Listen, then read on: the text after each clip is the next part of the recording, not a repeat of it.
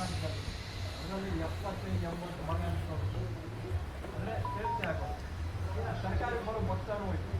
ಉದಾಹರಣೆ ನಮ್ಮ ಮೈಸೂರಲ್ಲಿ ಜಿಲ್ಲೋರ್ಗಿ ಬಂದರೆ ಸರಿ ಇಲ್ಲ, ರಾಜ್ಯ ಸರ್ಕಾರ ಇದು ತಿಳ್ಕೊಂಡಿದ್ದು ಕೂಡಲೇ ರದ್ದು ಮಾಡಿದರೆ ಇಲ್ಲೇ ಹೇಗಿತ್ತು ಆ ರೀತಿ ನಡೆಸಬೇಕು. ಇಲ್ಲವಾದಲ್ಲಿ ನಾವೇನು ಮಾಡ್ತೀವಿ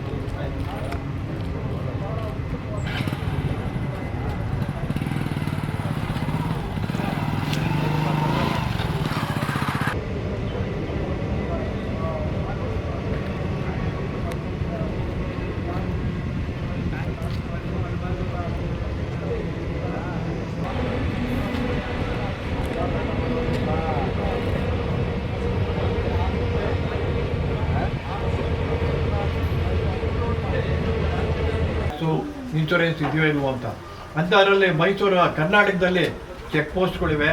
ಚೆಕ್ ಪೋಸ್ಟಿಂದ ಲಾರಿ ಮಾರ್ಗೆ ಅಡ್ಡಾಡಿರೋ ರೂಪಾಯಿ ಮಾಡಿಬಿಡ್ತಾರೆ. ನಮಗೆ ಯಾರು ಆ ಥರ ಇಲ್ಲ.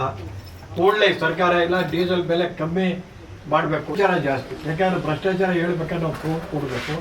ವಿಧಿಗಳೇ ನಾನು ಹೇಳ್ತಿದ್ದೀನಿ, ಯಾಕೆಂದರೆ ಡಿಜಿಟಲ್ ಪ್ರಪಂಚ ಬಂದ ಮೇಲೆ ನಮ್ಮ ಮೊಬೈಲ್ಗಳಿದೆ ಬಂಡವಾಳ ಹಾಕಿರೋನ್ಗೆ ಅಷ್ಟೇ ಚಾಲಕರಿಗೂ ನೋವಾಗಿದೆ. ಈ ಏನು ಕಾನೂನುಗಳಿದೆ. ಮತ್ತು ಬೆಳಗ್ಗೆ ಎದ್ದರೆ ಡೀಸೆಲ್ ಬೆಲೆ ಈಗ 5 ಇದೆ.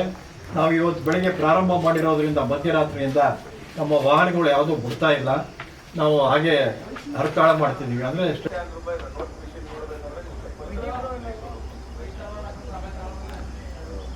ಅಲ್ಲಿ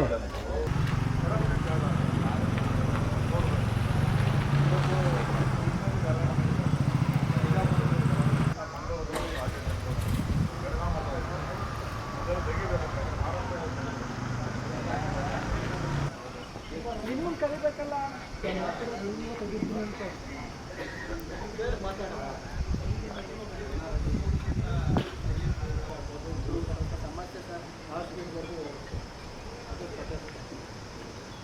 ಮತ್ತೆ ಏನು ನಾವು ಪ್ರಾಂಗಣ ಕೊಟ್ಟಿರೋ ಜಾಬ್